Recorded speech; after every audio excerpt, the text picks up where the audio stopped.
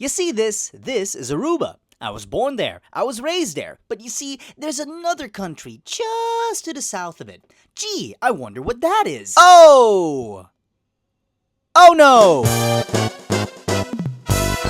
You see this is Venezuela, home of the Ayaca, the largest oil fields in the world, and also this dude who bears a striking resemblance to another guy the US had a problem with. It used to be one of the wealthiest countries in Latin America, and its government had a pretty great track record until this donkey-toothed moron took over. 2 years after Nicolas Maduro was elected as president, the Venezuelan people started realizing that, maybe hiring Chavez's bus driver was a bad idea. A coalition of parties called La Mesa de la Unidad Democrática, or the Democratic Roundtable, eventually won 2/3 of the National Assembly. Maduro saw this happening and saw this as a threat to his power and decided to start replacing people in the Supreme Court with his cronies. Flash forward to March of 2017, the now corrupt Supreme Court sought to strip power away from the opposition-led National Assembly. And this kinda led to the start of one of the worst humanitarian crises in Latin American history. After massive protest, eventually the Supreme Court reversed its ruling, but the damage was already done. The Venezuelan people wanted Maduro gone. But Maduro, probably learning from other Latin American dictators that, by the way, the US put most of them there, decided to quell any opposition whatsoever. The protests that followed led to the deaths of hundreds,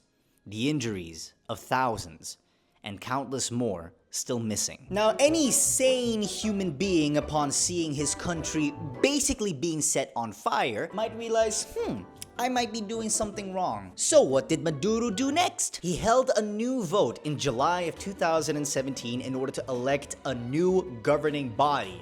And that went about as well as you'd expect. La Asamblea Nacional Constituyente de Venezuela, or the National Constituent Assembly. The Venezuelan people had no say whether this governing body should be elected or not, but they could elect who could actually get into said assembly. You guessed it, that shit was rigged. And all of this was happening during a time oil prices continued to fall. So the economic as well as the humanitarian situation in the country continued to nosedive.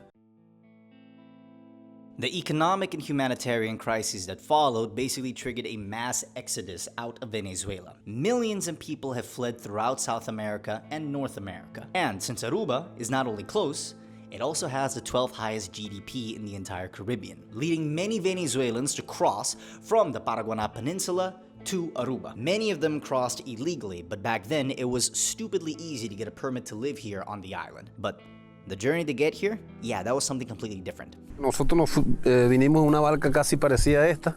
Nos tocó navegar para llegar hasta la isla, como 7 horas de camino. En ese momento que los lanzamos todo al agua, el capitán dijo, bueno, no los conozco. Ya los tiburones nos hubiesen comido ahí.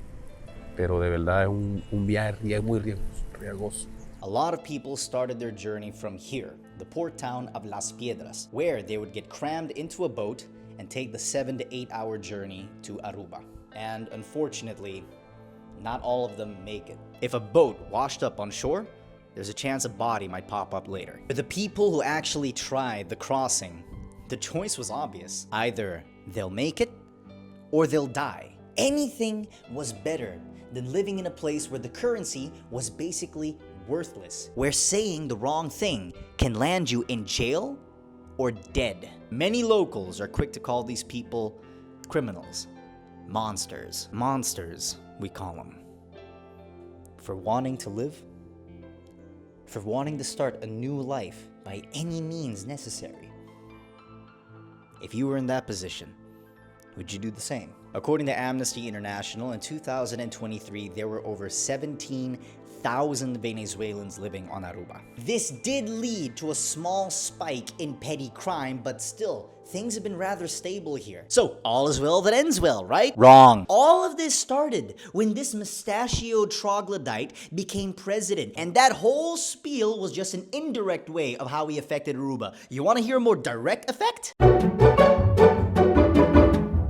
Back in 2014, ex-head of intelligence General Hugo Carvajal was detained on Aruba at the request of the Obama administration. What was he detained for? Oh, you know, the usual, just massive amounts of drug trafficking in relation to assisting FARC rebels. Maduro, upon seeing that his buddy was now in the tropical gulag, was reasonably pissed. Now, you'd think having such a high person of interest detained, basically a hop and a fucking skip away from his home country, would result in his speedy extradition, right? Wrong. The US sat on their asses, while Maduro responded by sending warships in our direction. As someone who was living here, those were a fun couple of days. The US government had the nerve to be disappointed when we had to hand the dude over, completely overlooking the fact that we were stupidly, hilariously outgunned. You want to hear something funny? The same fucker pled guilty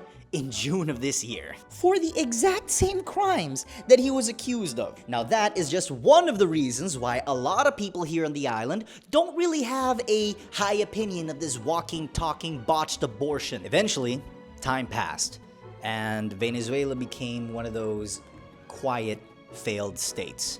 The world moved on, eventually putting its attention on other pressing issues. There haven't been any direct flights between Aruba and Venezuela in over 6 years. And more importantly, the Maduro regime left us alone. The island went back to its normal rhythms of parties and fun under the sun. And for the first time in a long time, things were looking all right. Knock, knock, motherfucker. It's the United States of America, and I hear you guys got oil that isn't under my possession. So turn off the stove and return the oil to me before I have to resort to bringing democracy.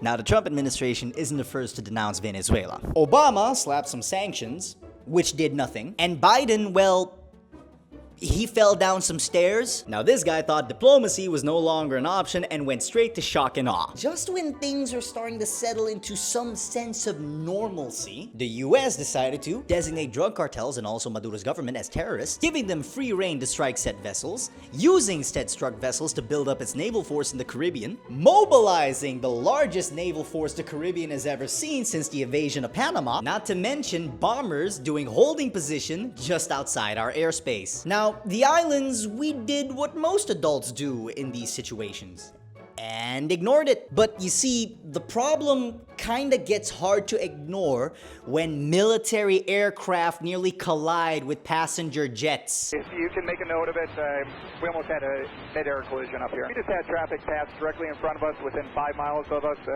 maybe 2-3 miles, but it was an air-to-air refueler from the United States Air Force. They passed directly in our flight path. We had to stop our climb. They are not painting, they don't have their transponder turned on. It's outrageous. Twice, by the way. This should come as no surprise. The US Air Force has locations on Aruba and Curacao, so the chance that they are operating within our airspace is never zero. But this is the first time that they are actually having a direct effect on people's lives here. It's gotten to a point where fishermen on Curacao and Aruba are too afraid to head to deeper water, because on one side you have a regime that's hell-bent on kidnapping people, and on the other side you have the most trigger-happy country in the world. So it's kind of hard to enjoy a day on the water knowing that there's a flying death machine with the capacity to level a small city flying just out of eyesight. Oh yeah, and the captured tanker, yeah, that was a cherry on top of the cake. Why this is happening? According to the Trump administration, this is about drugs. According to anyone who has a functioning frontal lobe, that's bullshit. Reminder, Venezuela has the largest known oil reserves in the world. Aruba actually used to have the largest refinery in the world to ship said oil everywhere, but that's a time long past. But with Alaska being environmentally off limits and Russia being on not so friendly terms with literally the entire fucking planet, where else is the US gonna get their oil? Gee, take a wild fucking guess. So stop me if this sounds familiar. Tyrannical dictator has taken power in a resource-rich country. Said tyrant started getting international infamy because of his cruelty. He openly hates the US. The US accuses said tyrant of terrorism. The US starts building forces around said country. Does any of this ring a bell? I know America doesn't have a great track record with oil-rich countries, but can we all just agree that none of this would be happening if this asshole would just leave already? Nothing too extreme, just a permanent nap under the ocean. So what happens now? The governments of the United States and the Netherlands have assured us that this escalation bears no threat. That may be true, but it's done little to quell people's fears here. This fear does not come from the potential of collateral damage. This fear comes from how much is Maduro willing to lose. Aruba has a big airfield. Curacao has a giant port.